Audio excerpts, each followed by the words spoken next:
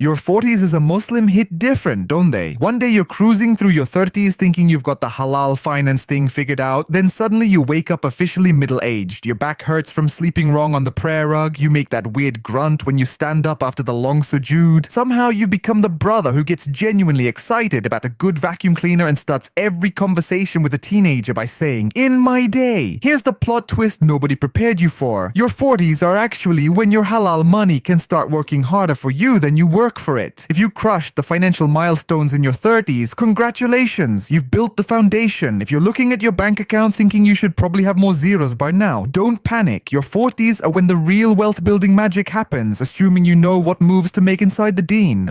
My name is Omar, and I spend way too much time thinking about how regular Muslims can build extraordinary halal wealth without sacrificing their sanity, their relationships, or their zakat math. If you're tired of feeling like you're spinning your wheels while everyone else seems to have figured out the secret, subscribe and hit that like button if this video helps you see the light at the end of the tunnel. Your 40s come with unique financial pressures that would make your 20-something self weep into their halal cart gyro. You might be supporting aging parents, possibly in another country, who need real financial help. You've got teenagers who somehow require more money than small developing nations, and Sunday school tuition has crept higher every year. Your halal mortgage payment hasn't budged, and retirement isn't some distant fantasy anymore. It's an actual thing you need to be ready for. But your 40s give you something other decades don't: peak earning income.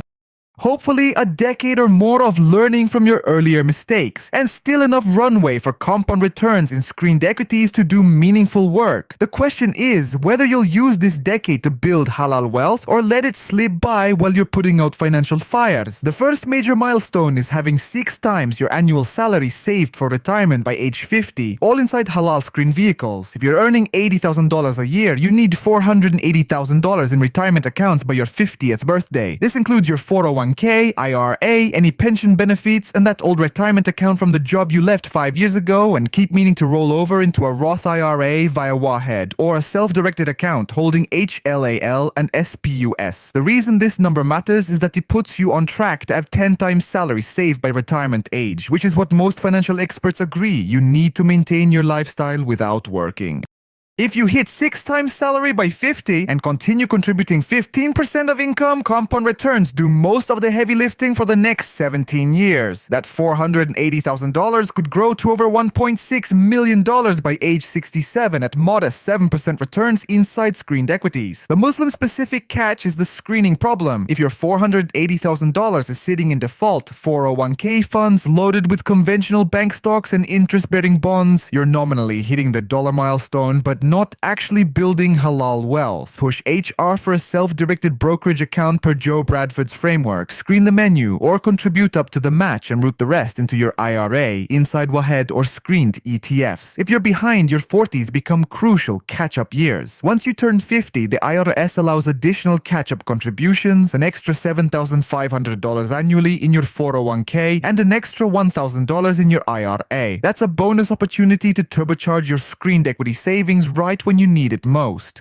The second milestone is achieving complete riba debt freedom, with your halal mortgage being the only contracted financial obligation you carry. Notice I said halal mortgage because most Muslims in their 40s still have 15 to 20 years left on their diminishing musharaka or murabaha contract. Trying to pay it off aggressively while also maxing screened retirement contributions and funding the kids' Islamic school is like juggling flaming chainsaws on a unicycle. But everything else needs to go. Credit cards, conventional car loans, student loans, refinance through a Sharia compliant program if available, or aggressively pay down whatever remains. Personal loans, all of it. Your 40s should be full halal wealth building mode, and riba debt is a financial and spiritual anchor.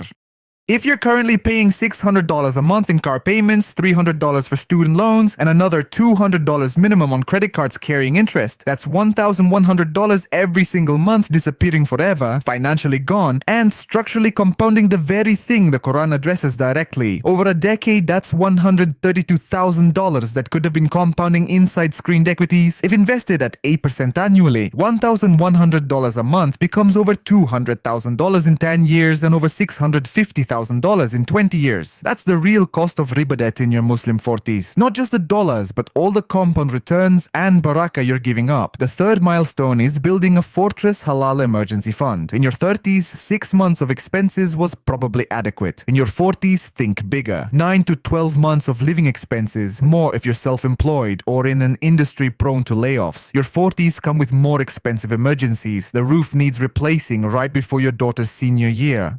Your teenager needs orthodontic work insurance doesn't fully cover. Your aging father falls and needs home modifications back home. The water heater dies during Ramadan, or the good kind of emergency, a halal investment opportunity comes along that requires quick liquidity. According to recent Federal Reserve data, median emergency fund for people in their 40s is about $14,000, which is nowhere near adequate. The Muslim catch is where this money sits. The standard advice is a high-yield savings account. For us, that interest is riba. Park your emergency fund in non-interest-bearing checking, a Wahed cash account, or a credit union account where you've explicitly opted out of interest crediting. You give up some yield, you keep your foundation clean, and your nisab math straightforward. The fourth milestone might surprise you. Developing multiple halal income streams beyond your primary W-2. Your 40s are when you should be thinking strategically about income diversification.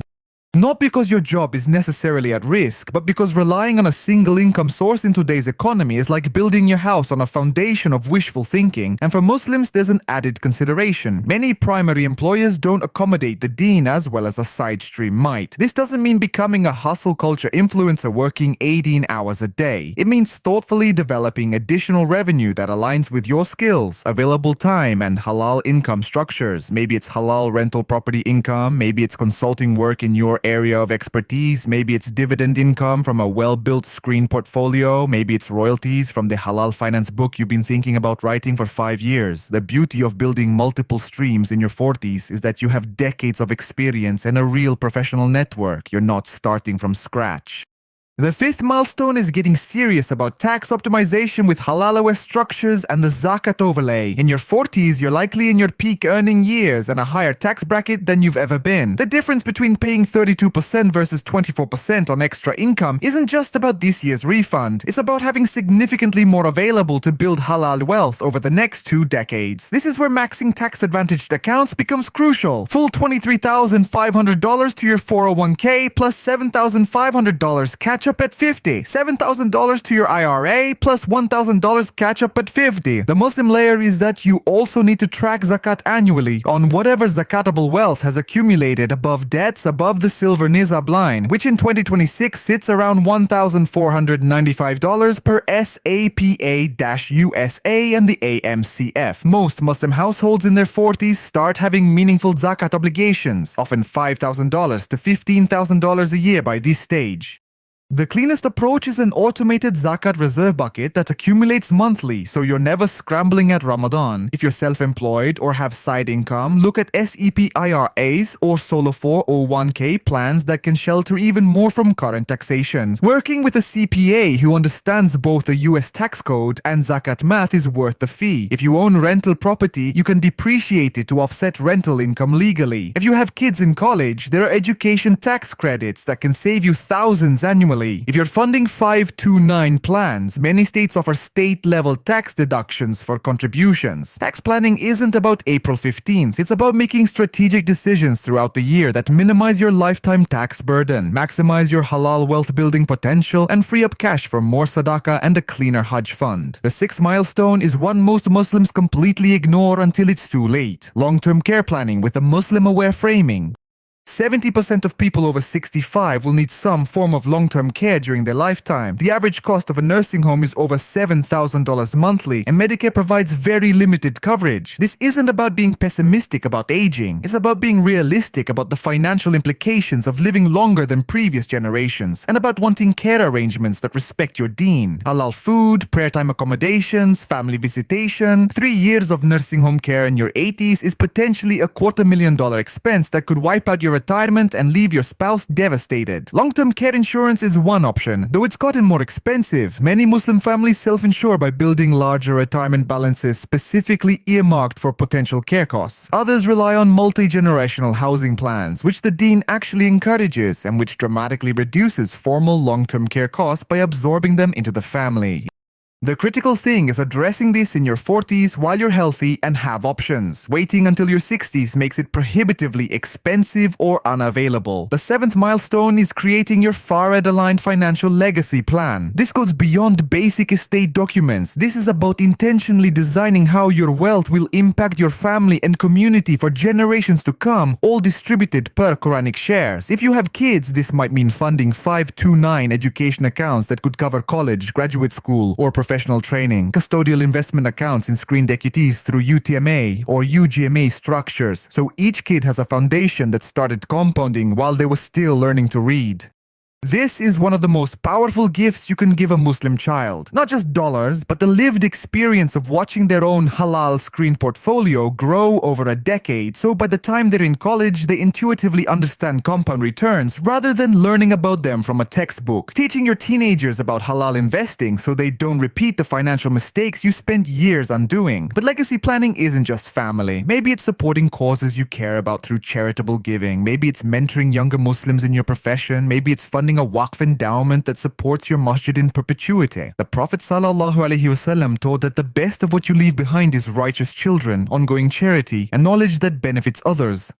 Waqf is the structural way to lock in ongoing charity that compounds barakah long after you're gone, and it's a category of estate planning specifically built for our community. Get your basic farad-aligned will, your beneficiary designations, your trust structures, and your waqf plans done before you turn 50. The eighth milestone might be the most important, developing what I call halal wealth building momentum. This is the point where your money starts growing faster than you can spend it, even when you're not being particularly careful. You know you've achieved it when your screened portfolio's monthly gains exceed what you contributed that month, when your halal emergency fund earns more in its credit union dividends than many people save in a year, when you start getting genuinely excited about market downturns because they're letting you buy screened equities at discount prices. This momentum doesn't happen overnight.